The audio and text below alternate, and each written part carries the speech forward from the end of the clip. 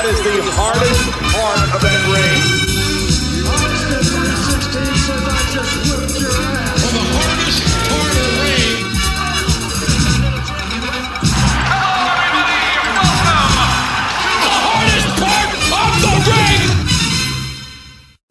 Hello and welcome to episode 142 of Hardest Part of the Ring, the podcast where four friends get together to celebrate the wonder of professional wrestling.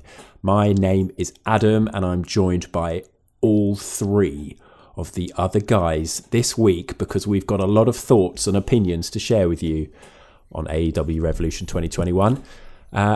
Hello to the first, I was going to say my first guest, as if this is my podcast. It's like that, is it? What are we to you, Adam? Are we just contributors? Yeah. I said this in the WhatsApp. You're my podcast colleagues. Did I say that to you? I thought it. Contributors makes us sound cooler. I think it kind of elevates our opinions slightly more. Pod pals. Yeah, like we that come reduces from it. I think Pod pals reduces it. Yeah, pod pals it's too pally. We need to be professional. So my podcast colleague and contributor number one is Sam. Hello. My podcast colleague and contributor number two is John. Hello.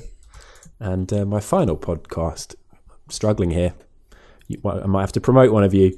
Podcast colleague and contributor number three is Brett. Hello. 3's the magic number. It is. So last week we did something brand new, which was the first ever episode of Follow the Feud.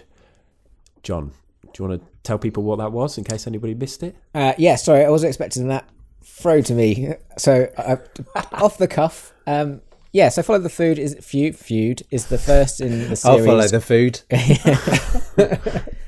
Where we follow Daniel Bryan's feud with The Authority, and the first episode was the prologue where we sort of set the scene for the feud. It's great. You did such a good job in sort of setting that up and doing all the research and then hosting that I thought, I know I could throw to John. He's a pro now. No, I think I said feud in that sentence about 12 times. You said our hero about 40 times. That was great. On the pod? Yeah. Oh, yeah. I was listening back to it and I kept noticing, it's like, and so our hero does this and our hero does that. And I was just like, maybe your hero, John. He's the planet's hero as well. If we start pointing out little like tropes and things that we all say, like our verbal diarrhea, then we may end up breaking up as a podcast. Yeah, I know. Glass. I think I'll be the first to go. Stones for me. Yeah. I'll do a Piers Morgan and walk out because I just can't handle it. Oh, topical. How good is that news? Man, we're going to date the podcast here. I'm fucking loving the royal family stuff at the moment. I don't like any of them, and it's just such great drama. Yeah.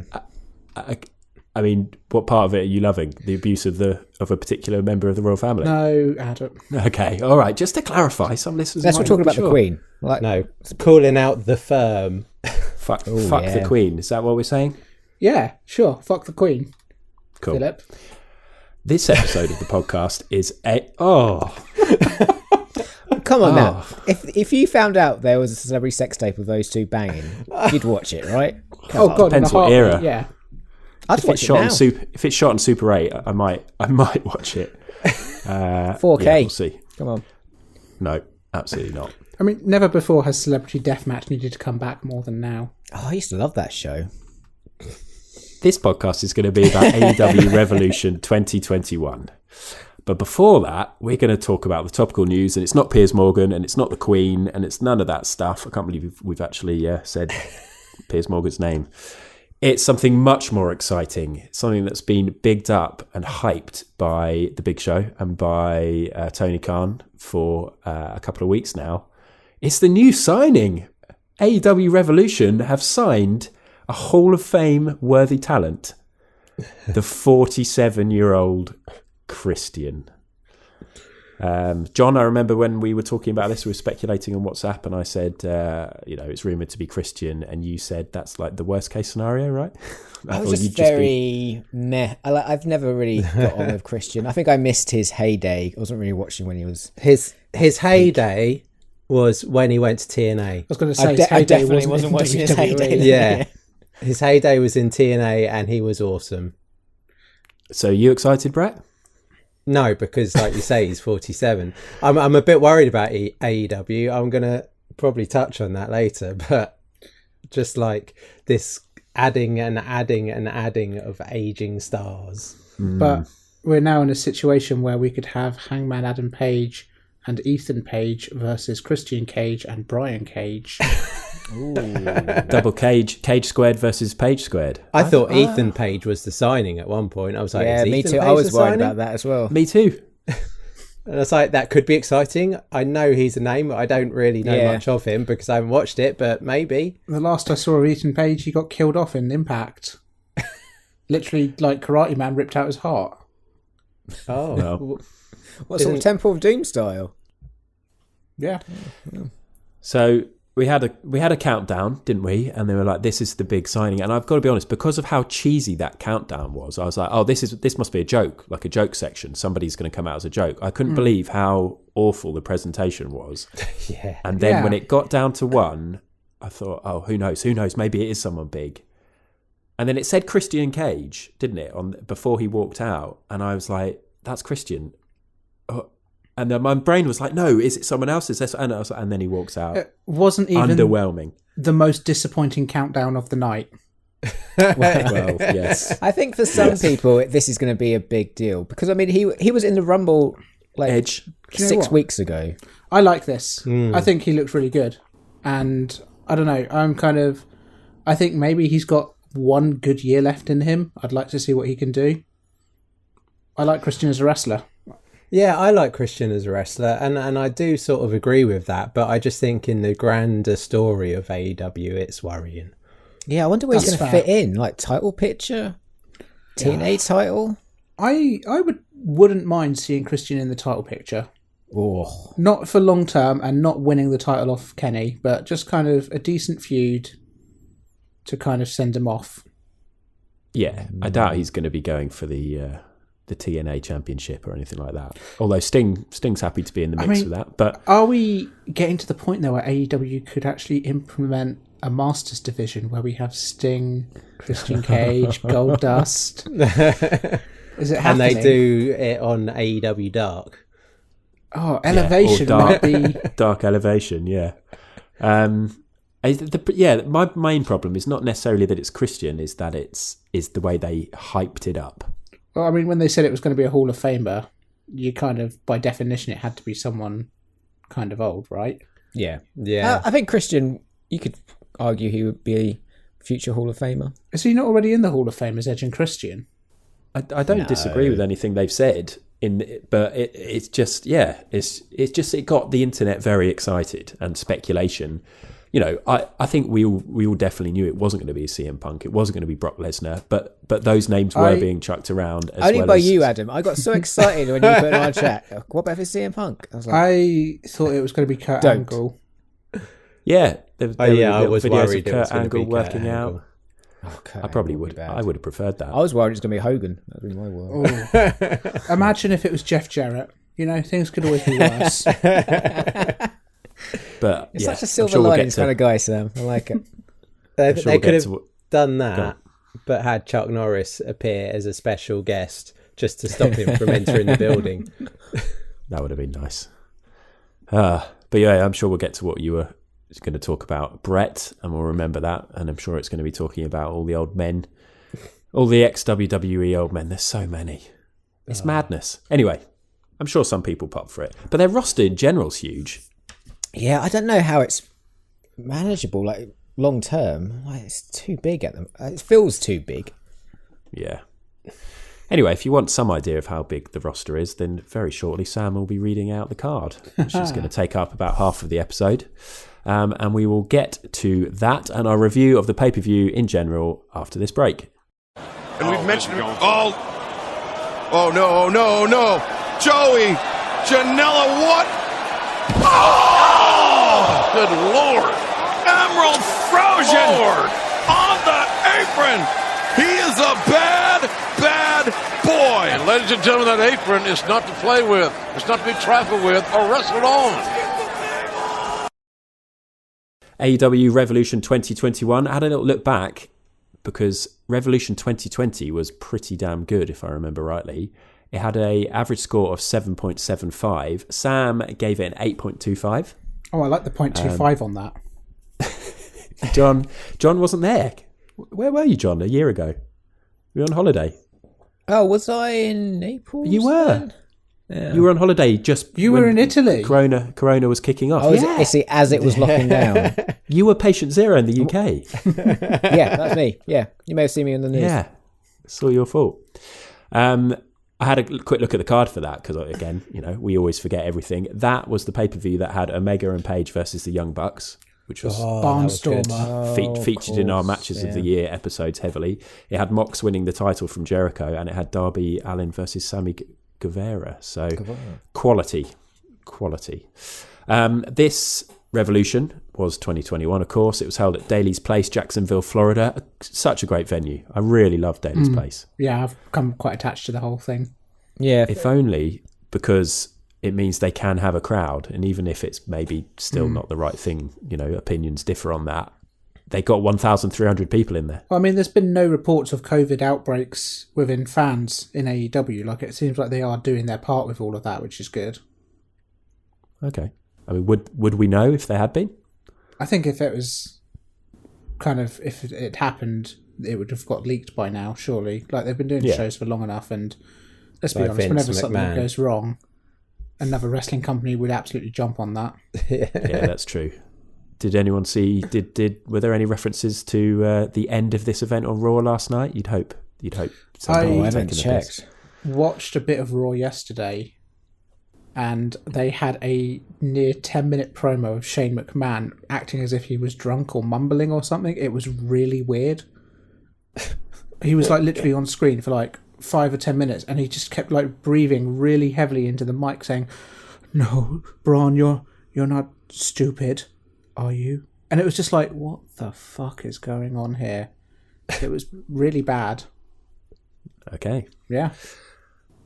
So there were 1,300 people in Daly's Place. The comms team was Jim Ross, Tony Schiavone and Excalibur, and of course Taz and Don Callis jumped on at relevant times. And now we get to the card. All right. And Sam, as this is lengthy, I thought we'd spice up the cards a little bit by giving you some dramatic background music, which you can't hear and will be added in post-production. Oh, okay. So, I mean, is it already on? Because yeah. Oh, neat. It's on now. Cool. And I guess I'm going to just try and guess the tempo and the beat. And so on the buy-in, we had a tag team match of Rio and Thunder Rosa versus Dr. Britt Baker, DMD, and special guest tag team partner, mystery guest, Maki Ito. I'm really happy about this. Anyone watch the buy-in? Pause the music. Pre-show Jones? No, I didn't. And I would have if I'd have realised this was the match that was the buy-in. And it would have been a chance to see some other women. To have two women on the card that large is pretty shameful in many ways, but I heard it was all right. Hit my music. Then we go to the main card. We had AEW World Tag Team Championship match, the Young Bucks versus the Inner Circle, Chris Jericho and MJF, accompanied by Wardlow. We had the Casino Tag Team Royale for a future AEW Tag Team Championship attempt match. Number one contenders thing. It's a word. I'm not going to go through all the tag teams there. It's just that's why I got the music. Okay, fine. We had the Natural Nightmares, the Dark Order, the Inner Circle, the Dark Order, the Sydal Brothers, the Dark Order, Gun Club, the Pretty Picture, Varsity Blondes, Bear Country, Jurassic Express, the Butcher and Blade, Private Party, SoCal Uncensored, Death Triangle. Well done. Thank you.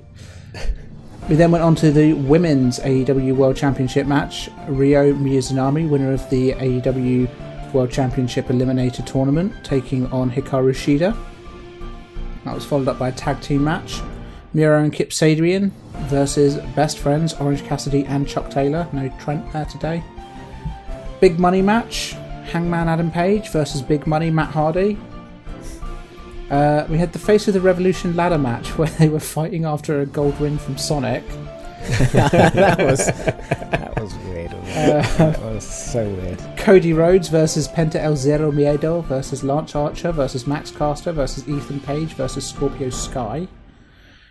Followed up by a post-produced street fight, Darby Allin and Sting versus Team Taz, Brian Cage and Ricky Starks. And then finally, our main event, an exploding, you can't see me doing air quotes here, exploding barbed wire death match for the AEW World Championship, Kenny Omega versus Jon Moxley. Lengthy. That is a lot of wrestlers. It's a lot, yes. It sounds like WrestleMania when WWE are trying to just get everybody a payday. Blimey. Well, we are going to talk about, I imagine we'll touch upon every single match in some way or another, but as per usual, we're going to kick off with key matches, and it's really just a key match, isn't it? In terms of what everybody was talking about before and what everybody's talking about after. It's the exploding barbed wire death match, which we'll get onto shortly. Then we'll talk about best of the rest, other matches we liked, worst of the rest, if there was anything, pick out a star performer, and then give the pay-per-view a score out of 10 to see if it can beat the 7.75 from last year. But let's get on to the exploding barbed wire death match for the AEW Championship between Jon Moxley and Kenny Omega. I know we're all desperate to talk about the very end, but maybe we'll get to that at the end of the match and focus on the match if we can first. Brett, you love death matches. Were you hyped for this? Oh, Deathmatch Jones? No, not at all. But I think, apart from the main issue with this match, I actually really enjoyed it. I surprised myself. I really enjoyed it. You've surprised me. There you go. I just thought, like, as not necessarily exploding, but I thought the whole like little bit of fireworks with them hitting the ring, I thought that was enough. You know, I was okay with that. I mean, when they showed the replays, you could see obviously the people in control of that were a bit ahead of the game because they were sort of getting it before anyone hit the rope, or the barbed wire. But like, I just loved the whole fact that there was all this tussle at the beginning where they were like, you know, countering and stopping them from like hitting any of the sides. You know, I thought that was a lot of fun. It was something different as well. Yeah. I love that bit as well. Yeah, the teasing at the beginning was cool. And then there was loads of good stuff, like, you know, wrestling wise in it as well. I mean, the main thing for me was that, what does he call his move? His paradigm shift to the outside. Onto the exploding panels. Yeah. Brutal for Mox. Possibly, though, the first sign that this whole exploding part of the thing wasn't going to be too good. Yeah. The stuff with the ring ropes was a little bit like, okay, you know they're going to have like tiny little pyro on there. That's kind of forgivable. The landmine, hell mine, triple hell mine, whatever they were calling it, that was the moment they jumped off into that, and it kind of was like, oh, that's what this meant. Like, that was kind of the first warning signs, and alarm bells in my head were going off that this was kind of headed for disaster. And the shame about that is that, as Brett said, like, that was a great move. And when you see in the replay the way that Kenny took it, and obviously he got the cut on his head, but he was spiked on his head. And then you had the Mox, I was about to call him Mox, the way that he landed and was just in the middle of all that barbed wire. It kind of looked cool. If there was no exploding element, then if it was just a table full of barbed wire. It's the biggest problem is the exploding element to this. Like, if they had had an Inferno match or something. Yeah, or just a barbed wire match. Yeah, more or less would have had the exact same effect. You know, don't touch things that are painful. And they could have just had the match. See, at this point, I was fine with the level of exploding. It's just the right amount, was it? Yeah, I was like, you know, I thought it was quite fun because it just like adds a bang to those moments, you know, like a exclamation point. All the way through, I was fine with the level of exploding because I wasn't expecting much from it. Yeah, you know, I mean, that's fair. It was never going to be kind of like proper landmines where people are going to lose limbs and stuff. Like. I mean, I don't want to go back to the royal family, but R.I.P. Princess Diana, she did a lot of work in landmine stuff, and they can't actually have proper landmines now. Yeah, she did a really good job clearing out Daly's place. Good Lord. That took a weird tangent. Whenever anybody says landmine, I think of Princess Diana. Princess Diana with was that going to get a shout out on this podcast. God rest England's rose Soul, England's Rose's Candle Soul, in the Wind. England's Rose. Yeah, Candle in the Wind. I was really nervous about this match because I've only seen a few clips of these sort of explosion matches, and they've always looked a bit stupid. And what I like about wrestling is when it feels real. Mm-hmm. But the first time they hit the barbed wire and exploded, I did squeal like a little school child. But after that, and I enjoyed this whole match, but every time it exploded, one of those explosions, I kind of laughed. And not in like in an enjoyable way, like I was enjoying it, but it did make me laugh rather than be like, ooh, that's exploded. The problem is that you just don't buy the explosion doing anything. It's kind of like... Yeah, or even less so because they were in T-shirts, and so there was no cuts to backs or anything, so it never looked... There was no blood, there was no anything on their back, so apart from them selling it, nothing looked that bad. I mean, I'm pleased. Sam put a link in our running order for an exploding ring match with, who's it? Terry Funk, Mr. Pogo, Hayabusa, and Masato Tanaka. I'm so pleased I watched that after this, because if I'd watched that before, I would have been so hyped for seeing this in an AEW. I mean, I know it's Japan and it's Terry Funk and it's a long time ago, so it's never going to be as extreme. But fucking hell, the explosions in that video. I mean, we'll have to share it on our Twitter. I'm sure most people have seen it anyway, but. I mean, those are proper explosions, and it also seems as if maybe the contraptions are actually working in that match, as if the ring ropes are actually connected to the explosions rather than somebody with a remote control. I mean, ultimately, a lot of this was kind of botched. That's the thing. Like, it wasn't meant to be as bad as it was. But I think I'm sort of with Sam and with Brett in that. I wasn't thinking this is shit during the match. No, definitely not. And actually, like the paradigm shift was great. And the other thing I really liked was when Kenny did his double V trigger and then the one winged angel. And I was just like, surely no one's kicking out of that. And now the match is going to end and it seems too early. But he can't kick out of that because throughout, there's no way anybody should be kicking out of that. But then you had the bit where Mox puts his foot on the, gets the explosion on his foot and manages to get out of it, and I thought that was good. Yeah, and I thought there were quite a few really cool bits. I like the exploding baseball bat. Yeah, that actually looked really cool. That actually. was good. The way that went off, that was really cool. I think the match for me was just a little bit too short, to be honest. Oh, I was kind of glad they had that 30-minute limit because I thought this was going to be a really long. Match. Maybe it was too short because it didn't get to the 30-minute mark. Yeah. That's what really confused me when it ended before that, and I was like, "What? Huh?" I was convinced it was going to go 30 minutes, and that was going to be like the reason to whoever won after that. I was convinced that's what was going to happen. The fact that it ended, I was like, "Well, what's going to happen now?" Do you think it's had anything to do with the injuries? Because Mox's head injury was a genuine accident, wasn't it? Like watching the replay, you could see his head strike the bin and then the blood just appear. I rewound it trying to find out where he bladed because wow, he bladed really quickly. Yeah, me too. He didn't.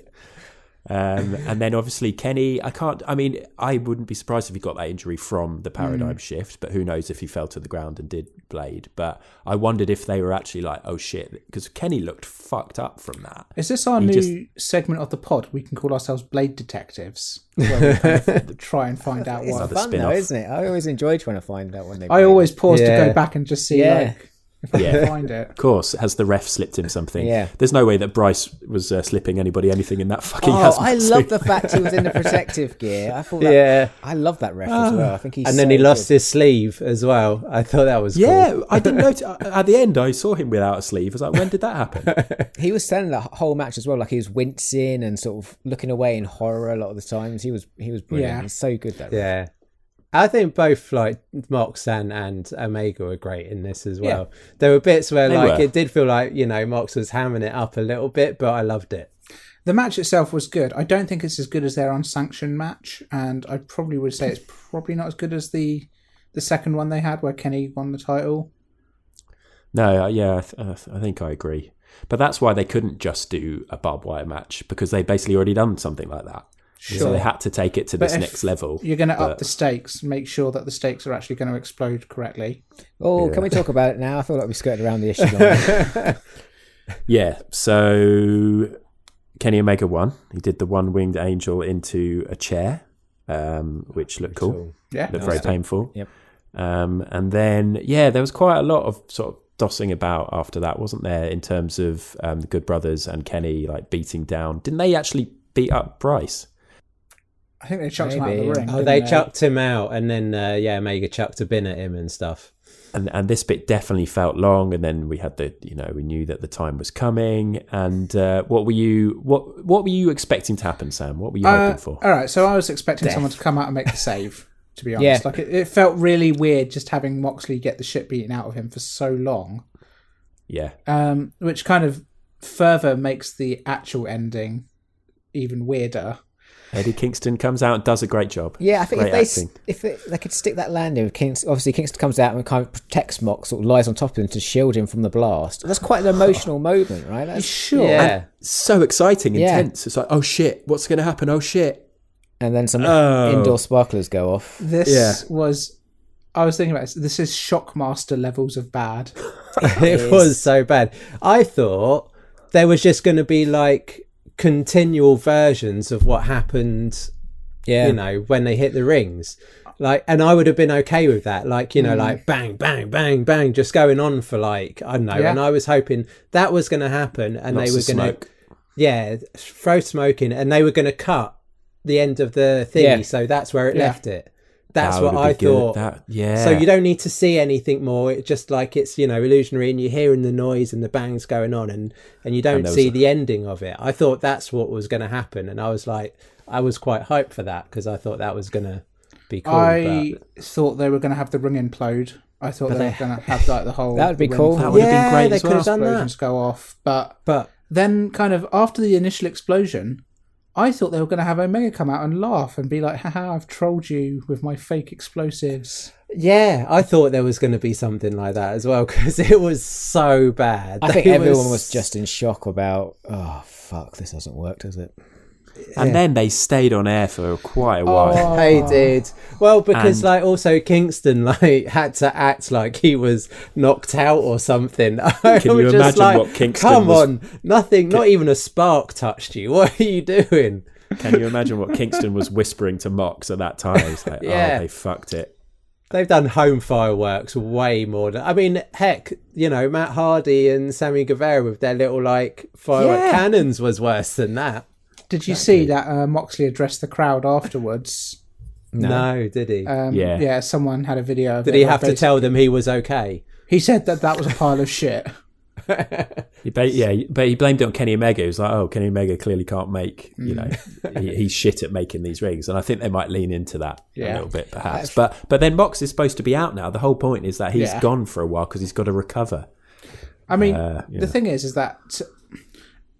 To AEW's credit, is they know how to laugh at themselves and have fun with this stuff sometimes. I hope so, yeah. You saw it before with Matt Sydal falling off the ring ropes on his debut. Like, kind of, I think they get how to just laugh at themselves and be like, you know what, fine. It's a bit of fun. It didn't work. Let's move on. I don't know how... I think this does quite bad damage to Eddie Kingston's character. Yeah, it does. Which is maybe. But if anybody can turn that around, it'll be him. Yeah. He'll just cut a fire promo and then it'll be sorted. I think Forgotten. he's going to have to smash it because he's got such a serious character in a lot of the AEW lexicon of things, and now it's just like, aren't you the guy who passed out from some sparklers? Like, it's a bit of a weird one.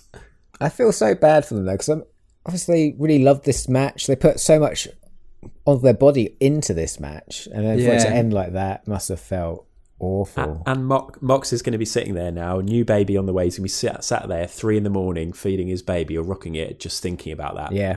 Just thinking, fuck me. There's always going to be another chance, isn't there? Like, this isn't the last we're ever going to see of Moxley. He will come back, and he's pretty good with kind of keeping old story threads going.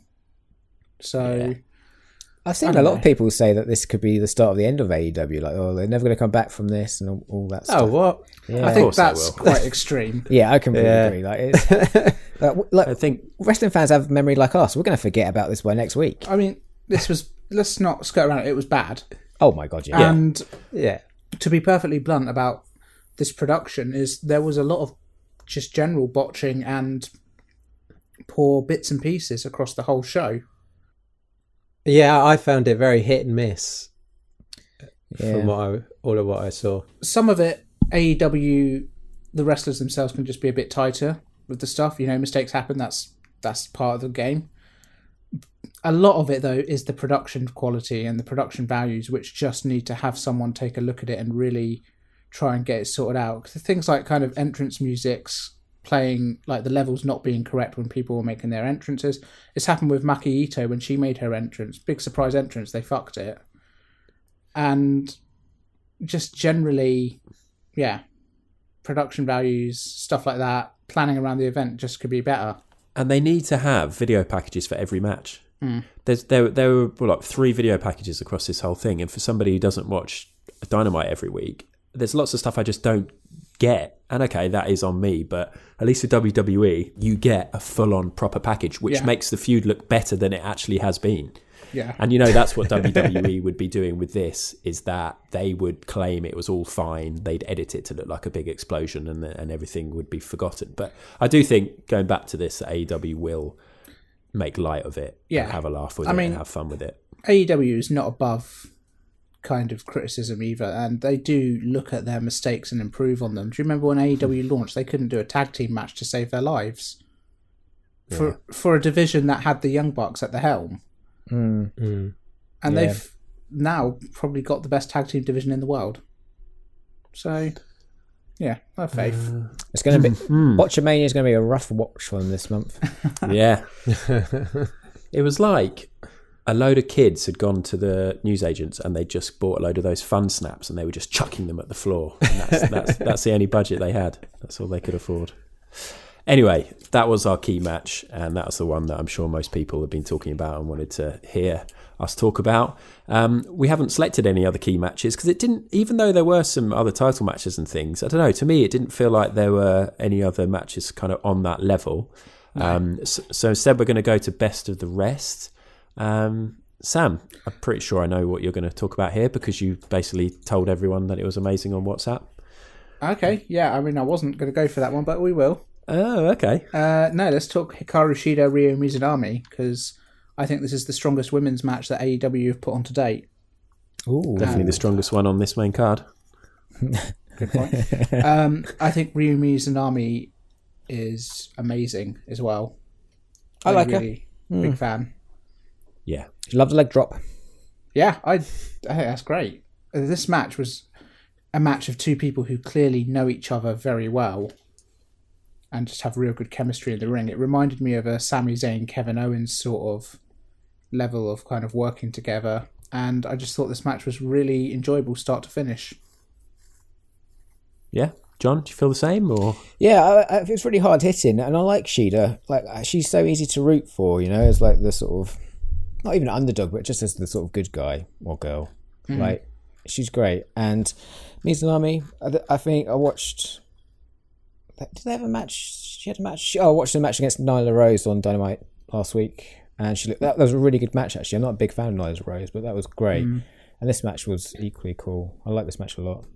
I think this match just had a bit of everything going for it. It had a good duration where there was a lot of backwards and forwards, a lot of hard hitting moves, a real good ring personalities between the two of them, trying to kind of like one up each other and not show each other respect, but like you can tell they like each other, but they also want to kind of humiliate each other. It was really good.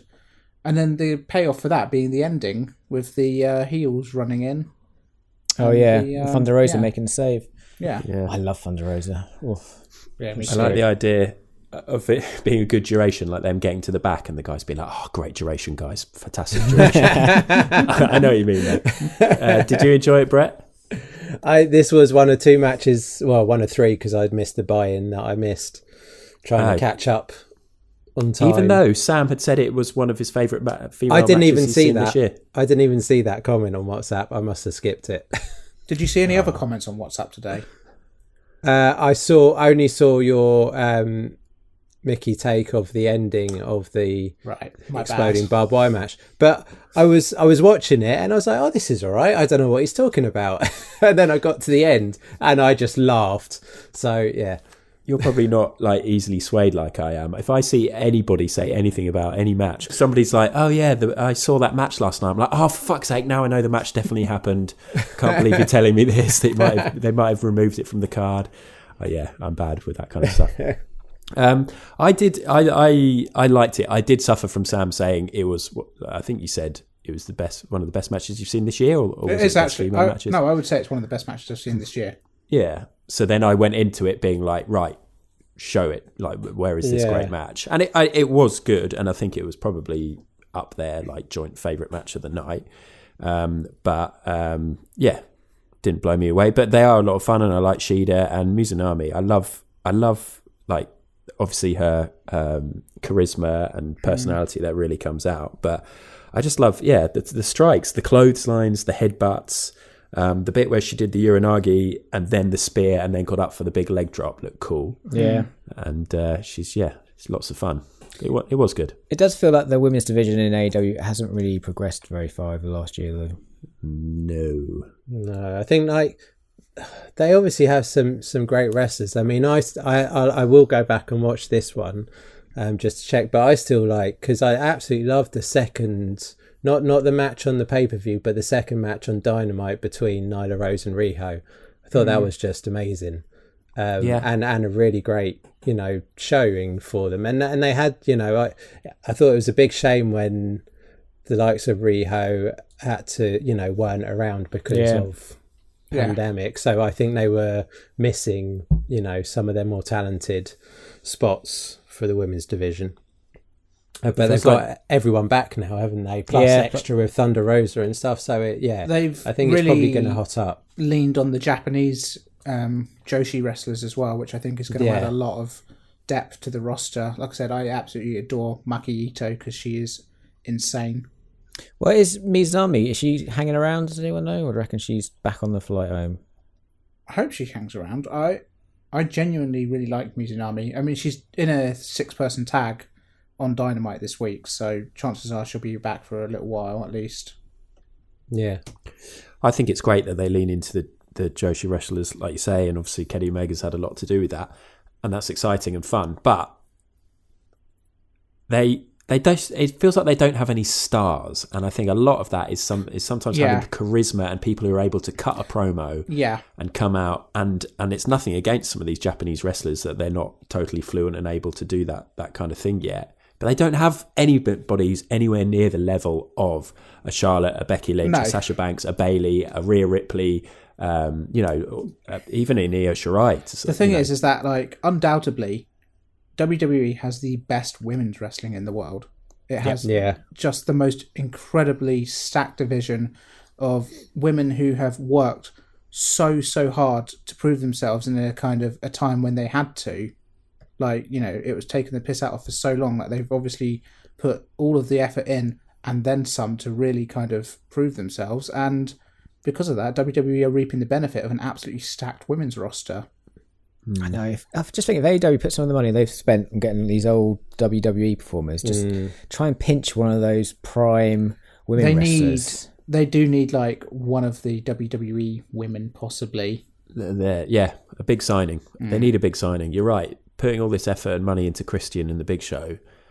Imagine if they'd gotten Sasha Banks back when there was all that question around whether... Yeah.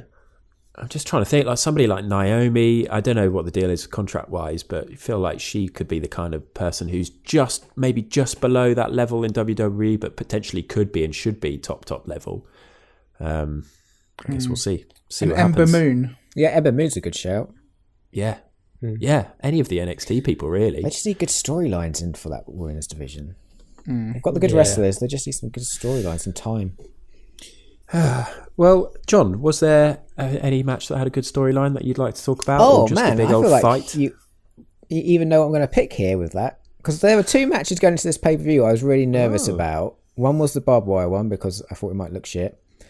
And the second one was Sting's match with Darby Allin against Cage and Ricky Sparks. You stole my one there. I love this. Oh, Brett. I always leave Brett till last. Not always. I mean, the opening match, I asked you the first question, but Yeah, sorry, you did. Brett. That's So right. sorry. I was so relieved that this was a cinematic one, and it made Sting look cool as fuck. Like, he looks so good in it. Like, I thought they all looked good, actually, because I'm not even like a big fan of old Brian Cage or anything. Like, He looked incredible. but he looked incredible in this. Darby Allin, looks cool. Ricky Starks, I thought, looked good in this as well. And I love Hobbs, so I'm glad he showed up. I love I think Taz on commentary as well. Love that. Yeah, I really like that stable. I don't know this Hook. Hook is just Taz's son, isn't it? Oh, is it? Yeah. I thought it was Daniel James had like put in a shift at United and then ran or flew to America to appear. No, it's like Jordi Cruyff appearing at Manchester United. Man, I thought this was really good. Ricky Starks has got the best spear in wrestling. Yeah, that Wow. that run but that run in the ropes and that spear Big claim. was amazing. I'm owning it that. looked the shit. Find me someone who's got Best a better spear than Ricky Starks. Yeah. That one Charlotte? near the end. No, I don't think Sharp Spear's that great. Goldberg? Let's not talk I about think that. I'm with Sam. Roman? No, I'm sort of Rhino? serious. Rhino, maybe. Rhino's more of a gore. Yeah. What about Cage walking up the stairs with Darby Allin in the suplex position? That's one of the mentalest things I've ever seen. And then he just like kicks the bin along and then slams him on it. Like, so many good moments in this. Look great. Wasn't sure about this match until Darby Allin Spider-Man jumps off a wall. Oh my god, yes! Which was like in the first minute as well, which is Yeah. When he went through that And he did glass a lot. door as well. Oh, great. When he was climbing up that post or the pole, the what is it? coffin The drop. column. I was like, how's he doing that? Yeah. He's that's It's just like with he's his a hands. skater or something. But I did just gloss over what John referred to with the glass door or panel, because that he went through a glass panel into a wall and then it fell and hit him in on the him. head.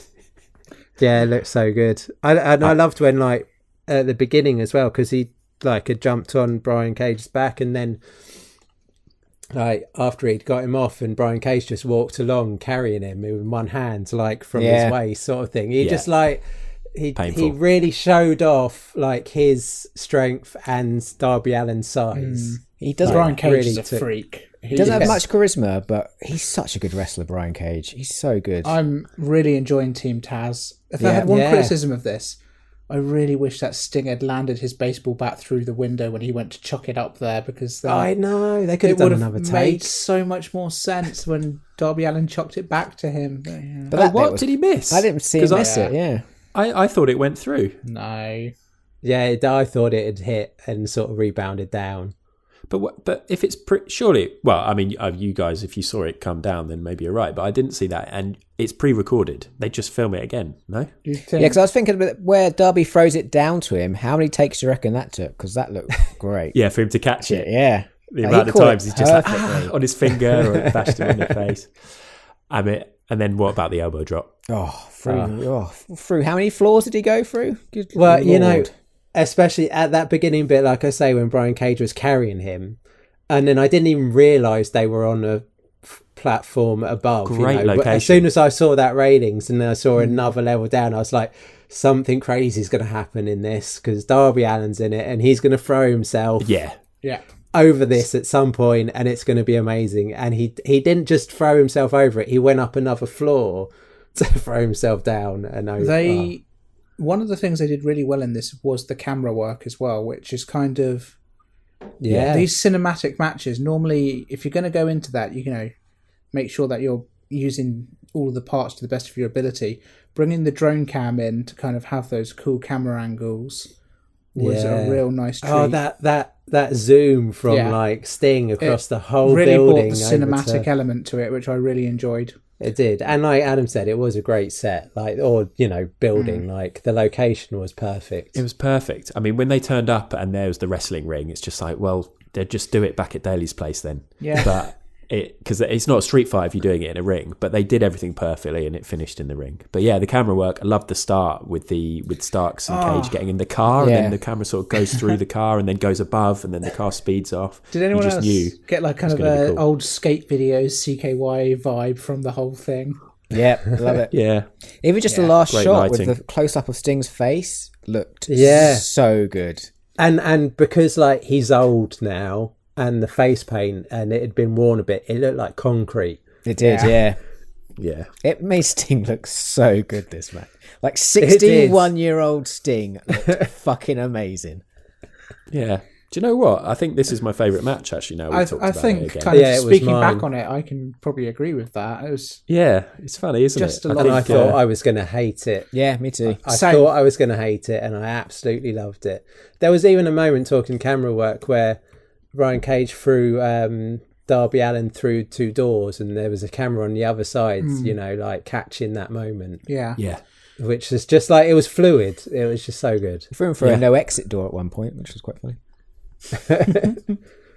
Very brilliant. Good okay, stuff. well, Brett, I mean, I will go to you, Brett. That was your best of the rest, but is there another match you wanted to touch upon, or a moment, or a move, or anything? You're shaking your head. Okay, I will say yes, but purely the end of the Casino Tag Team Royale with Ray Phoenix and Jungle Boy, and I guess Luchasaurus in that as well. Like, Jungle Express are so good. I thought that whole match them. was great. I think there was one very bad botch in it. There was like I sort of I think consciously I sort of flowed in and out of it at times, but like there were definitely great moments. There was obviously so many great people in that, but like Ray Phoenix is so good. So Unbelievable. good. I love Jungle Express, but Ray Phoenix is like one of through the the ropes. best. Yeah. Unbelievable, the velocity that he Clearing goes the through barrier. ropes. Clearing Insane. the barrier. Like, Yeah. how can anybody do that to themselves? Just launch themselves like that, and Because have he no flips fear. over like It's in it madness as well. So he goes at that, like, so he really had to go hit a speed to be able to, you know, rotate over. So yeah, so good. He's easily one of the best wrestlers in the world. Like, he has great matches with anyone, every size, every shape. Like, he's so good. Did you see his match with Archer on Dynamite a few weeks ago? Oh, banger. Really good. Really, really good. I absolutely loved this match. I thought this was really good. Like, I think it was a great advertisement for how deep the tag team division actually is in AEW. They have they kept coming, didn't they? good tag teams in there. Like, Yeah. at first I was too like, many. And it sort of annoys me that they end up, you know, having the Young Bucks versus Chris Jericho and MJF. And I know they're in a stable, but I'm just like, you know, you've got all these tag teams and you're having singles wrestlers together again, just like, you know, Paige and Omega. I think kind of the problem there is very much just Jericho's creative control. He just needs to kind of get a little bit out of the spotlight for a while. Yeah.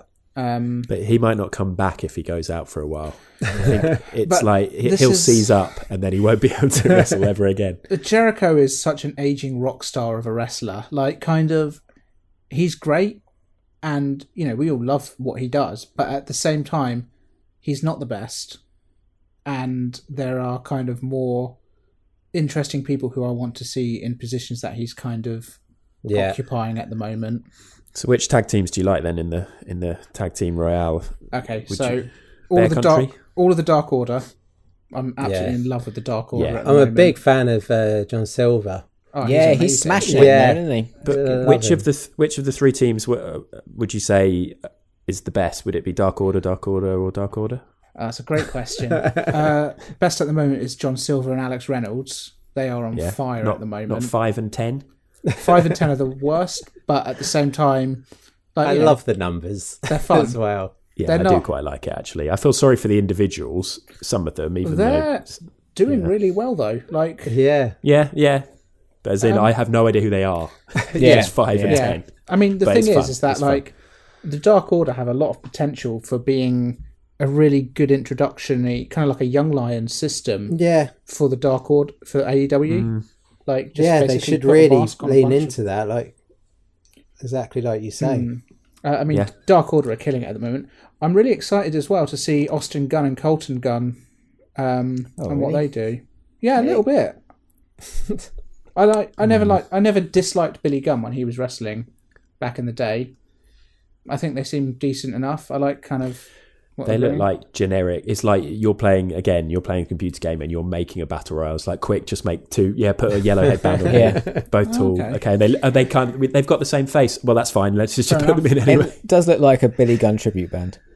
Yeah, That's fair. Private Party, obviously amazing. yeah. Bear Country looked really good. I feel Bear Country are weird because their name sounds like fun, but when they come out, they don't look fun. Like they have crazy masks and look mean. But Bear Country, like, oh yeah, Bear Country, that'd be nice, fun guys. They had a natural disasters vibe. They I think. do, yeah. Like natural disasters have lost a lot of weight, partly because they're really hairy, but also some of the moves that they were doing. I can't believe that they did a tombstone on top of Baloney. Is it Baloney? Benoni. The wrestler. Oh yeah, what's he Baloney's doing a sandwich in AEW? filling, isn't it? Yeah. And then I can't remember what match it was later on where somebody else did a tombstone into somebody, and I think Tony Schiavone was like, "I've never seen that, somebody doing a tombstone into somebody else." I was like, "It happened in the match earlier this evening." Yeah, quite. But that was a cool move. I enjoyed that. Yeah, I mean, I thought this match was actually just a really good match. I enjoyed it a lot. I like the Final Four a lot, but the rest of it was a bit of a blur to me. Yeah, I thought it was good. And I think that's the theme. Like, if coming to me on Best of the Rest, I don't really have anything else to talk about in terms of spectacular stuff. I've thought pretty much all of this was good. Like, every match I watched was good. I thought, yeah, that was good, but there was nothing really where I was like, fucking hell. And I expected that from AEW Revolution. I expected there to be some match of the year contenders for me, and there really wasn't. But if we had to touch on other matches that were good, as I said, I don't know. I mean, do we want to talk about the big money match between Matt Hardy and Hangman Page? Match was better than I expected it to be. Yeah, I think that's fair. This would probably for me lean into like part of my worst of the rest, which is like, I want to see Hangman Adam Page in like a great match against someone, you know, young and someone, you know, with potential. Like you know, Matt Hardy, yeah, I enjoyed the Hardy brothers coming back and everything. I thought, yeah, but now, you know, back in WWE, yeah. But 4 now years I'm ago, like, whatever. you know, I don't want to see him taking up that spot. And like the same, you know, I like, yes, I love Chris Jericho, but like that, I loved everything the Young Bucks did, but Chris Jericho and MJF, I just thought was so. Oh, I loved that match. Slow and flat, and it was just. I'll tell you what, because that we're going aspect. Because we're not going long or anything, but you know, there's other things we're going to want to talk about. We don't need to spend much time talking about this big money match, do we? It's not really. I think kind of I like Matt's new gimmick. I want to see it more in a managing capacity as he has been doing. Yeah, if it's a transition to him being a manager, then great. But again, do we need more aging stars as managers? But like Sam said, this match was far better than it had any right to be. Because I actually thought Matt Hardy looked pretty decent in this, and yeah, same. And he hasn't. I done love for the a long end. time. I love the end with the Dark Order coming out and helping. Oh, catching Hangman get the buckshot. Honestly, Hangman Adam Page and the Dark Order has been the love story of the year. I watched Being the Elite. That's the this one week, part I liked, and they were very good in that. Just because I watched it just because I thought they might mention something about the botched ending, but they did not. But Dark Order and Hangman and that, and they were very funny.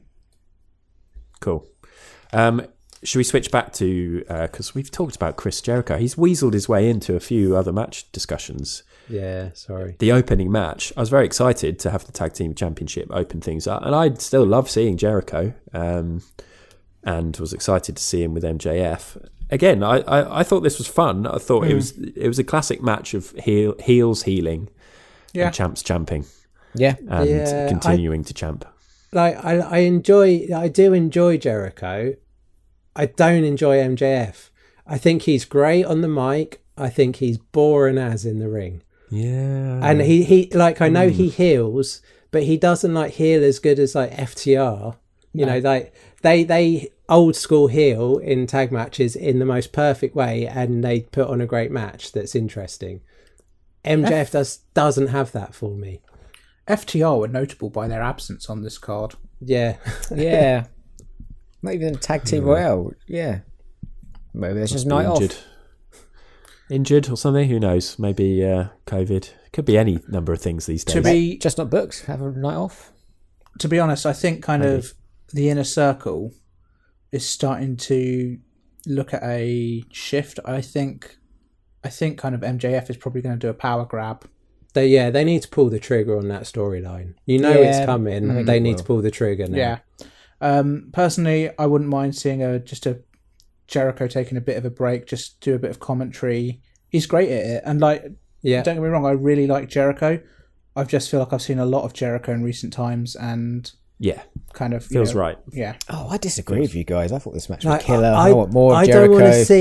I don't want to see Pac in like a tag team royale match. I want to see Pac in in against Hangman Page or in those big matches on the and I want to see from that tag team royale match, like you said, other tag teams like Santana and Ortiz are one of the best in the world, and they're sort of hidden away in that match. Didn't really do an awful lot in it at all. But again, wrestling just, is peaks and troughs for people. They will have their time. They'll be tag champs and they'll be fucking amazing. Santana and Ortiz are in a weird place at the moment because they are basically faces in a heel faction. I feel like that's my role in this podcast. Never. Mr. Positive. Exactly. I'm the face in the heel faction. You're the heel faction. I'm the face. Oh, yeah. That's what Sam said. That actually makes a lot of sense when I process it in my mind. I don't process when you're hosting, as Sam will know. When you he's don't done listen. You're just constantly thinking about the next thing. Don't listen to any shit. That He's absolutely big timing you there, as Sam will know, as you will learn, John. Yeah, you had a little try the other day, the other week, and you did a jolly good job. But then you fucked up the start of this podcast, you're demoted again. Okay, so that was the Tag Team Championship match. The Young Bucks retained, and I thought it was a pretty good start, all things considered, and was excited for the rest. Worst of the rest. Yep. Miro and Kip Sabian versus Chuck Taylor and Orange Cassidy belonged on Dynamite. Again, it wasn't bad. No. It wasn't good. It was kind of an average match. Should have been on weekly TV. Yeah. I like Miro kind of beating the crap out of them and then saying, play my music. Great. Yeah, he looked great. I think I don't know what they're doing with him. I don't like him in AEW. And you see him wrestling this match, and he's amazing in the ring. He's so big and powerful. Yeah. But I just don't like this Kip thing. Gimmick. It's just weird to have him as best man to Kip fucking Sabian. Yeah. I'm getting your problem. I was going to call him Sapien. He is Sapien. What do you call him, John? Sabian, right? You always call him Sabian, but it's Sapien. Is it? Wait, is it? I thought it was Sabian. I thought it was Sabian. B, not a P, right? Yeah, Sabian. Oh, you always say Sapien then? No, I don't think I do. Go back to the tape. Check the tapes. No, I don't listen to a word you say. We've learnt that. But yeah, having bloody Rusev come in and be second fiddle to a Brit Rest guy, it just felt weird. I think Kip's great, actually, but it doesn't feel quite right. I'm happy to give Miro more time with this stuff. I think this is the start of him getting in there, and he's in AEW now. There's obviously going to be a little bit of friction between him and Kip, kind of based on the ending of this match. I think Miro could go on to do, I hate to say it for Kip Sabian, but bigger and better things. So, yeah, definitely. Definitely. And can you believe he is actually married to Penelope Ford? I didn't realise that was real. They're actually married. They got married this year. Oh, good for them. Yeah, and I didn't realise, because she was with Joey Janela. Yeah. When they joined AEW, so I didn't even realise that had happened. It's a good looking couple, quite isn't a it? tumultuous relationship, those two, didn't they? Oh, okay. Very weird. She went on national TV and did an interview. And oh, did she? Joey's family. No, I'm making that up. Did she? Oh, right. Yeah, I got you. God, that was hard work. I was slow. Worst of the rest was Evil Uno running into a ring post after getting hurricaned by that Marco's was stunt. That was I missed this. crap. I think I missed that too. Oh my I God, thought it he was awful. just meant to go gutted. out the ring, but instead of flipping out the ring from the Rana, he sort of stopped, turned right, and ran into a post. It was awful. It was so stupid. just. I really like Evil Uno, but oh my goodness, that just looks so bad. There we go. I think that's probably it. Any other last minute quick fire? JR had a very croaky voice throughout this pay-per-view. He had a sore throat. He didn't feel well. Yeah. Did he really? That's very croaky. Like, just clear your throat. Get a Strepsil in there. Oh shit! Jake Speaking of Roberts comms. trying to hit a rainmaker of sorts. Yeah, Oh, I another like oldie. that. Come on. Oh, he His couldn't even short-arm grab his clothesline. hand. He's Oh my main event in goodness. Dynamite next week, Brett. Get involved. Come on. Jake the Snake. I love the fact that they got Jake the Snake in the ring, and it was like, and now that famous move of his. Yeah. I don't think The he can do a short-arm DDT clothesline. anymore. No. I don't think he can do No, it. Well, I He mean, it looked- looked like he injured himself doing the. He Yeah. looked short-arm shook, didn't he? clothesline. He looked So- shook. I had flashbacks to him lying on that bed in that hotel, doing his piece to camera. Then, oh god, what a life! So when you're talking about comms then with JR, I forgot to mention how awesome I thought Excalibur was in that women's match in terms of telling the story, talking about how Ms. What's her name again? Can we call her Ryu the Miz? Mizunami. Mizunami. Yeah, Mizunami had been trained by Satomura and all this other stuff. Yeah, I that's thought cool. he did a fantastic job. So He's the best. tell you what. Best commentator for me at the moment. Yeah, commentary on AEW at the moment is killing it. The stuff they're doing on Dark with Taz and Excalibur is amazing. yeah, Taz is Comms always good. on comms. I like Taz on comms. promo packages not so good, Yeah, needs work. but they just need to headhunt somebody from WWE there as well. Imagine if the big signing had been a videographer from WWE. Probably would have been more happy. Anyway, I wanted to give a shout out to Excalibur. Perhaps I could say he was one of my star performers, and that's a little bit we're going to do next. Is he your star That was performer? smooth until I called it little bit instead of segment. Yeah. Star performer, no, it's not Excalibur. I'm going to go for Darby Allin. That's what I wrote down before we had the pod chat. Am I swayed any differently? I don't think so. Darby Allin, just because he makes everything look amazing, and he'll probably be dead soon. So he needs. He to be makes me labelled want to star learn how to performer. skateboard. I'm like, I want to learn. I don't want to learn how to skateboard. It's not too late for me, is it, guys? Cool. Star performer, Sam. I'm going to go for the recently deceased Eddie Kingston. Oh dear. Brett. Oh, yeah, I'm going to go Darby Allin as well. I love that street fight. John I'm going Sting. Sting! deserves it actually. Yeah. Yeah.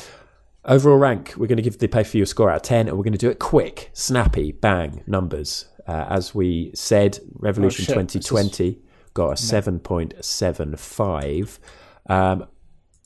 After watching this pay-per-view, I wrote down that I thought this is possibly the most 7 pay-per-view we've ever reviewed. Not bad, not amazing, not average, but just good. It was good. 7 out of 10. Brett? Yeah. That is exactly my thoughts.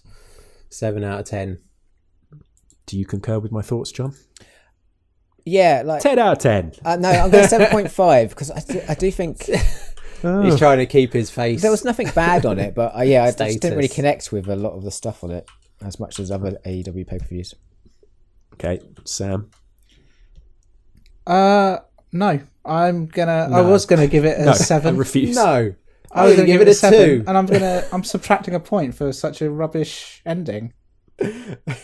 Oh, and they wasn't- deserve to be punished. A whole point, not a 0.25 or a 0.125. No, it was awful. It was really bad. He completely botched it. Yeah, I'm giving it a 6 out of 10. It was probably a 7 out of 10 pay-per-view with an awful ending that cost it a point for me. Overall, 6.875. Oh, less. Worst AEW pay-per-view we've reviewed? I reckon it must be. It must be. I don't think they've got below 7 before. Yep. That's correct. Worst AEW pay-per-view so far. That seems harsh. There we go. Seems harsh, but it's something to aim for. Something to Well, improve. they just shows they've been really good in the past, and every single one has had a fucking great match. Yeah, we I won't mean- be talking about any of these matches come the end of the year. Maybe the cinematic one if we're talking favourite cinematic, but Yeah, Do you know good what? point. If your worst pay-per-view is because you basically promised a really impressive final match and you messed it up, and the rest of the pay-per-view was still really good, and we're still really enjoying it. They're still doing something right here. Yeah. All right, well, let's have a break and compose ourselves as we prepare to hear what our listeners thought. Oh! Right on the apron. The spine run right down the apron. The apron doesn't give a damn. Your body does. Right, listener comments. It feels like it's been ages since we've done this. We ask every week, but everybody hates us. Not true. We asked, what was the best match, what underwhelmed, and how much did you laugh at the end? Mr. Beerface, the ending was the scariest moment in the history of wrestling. You laughed? Shame on you! Kingston and Moxley are lucky to be alive, all thanks to some incredibly quick thinking on Eddie's part.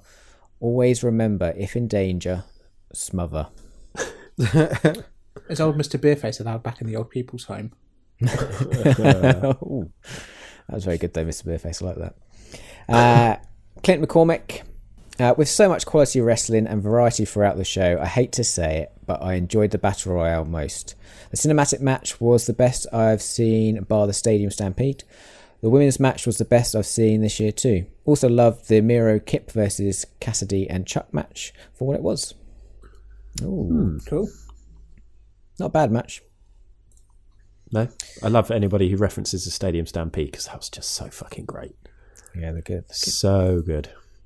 Finally, Evans Pringle. Such a shame. The match was immediately forgotten along with the rest of the show. I feel like had Kingston got up confused, it would have been fine.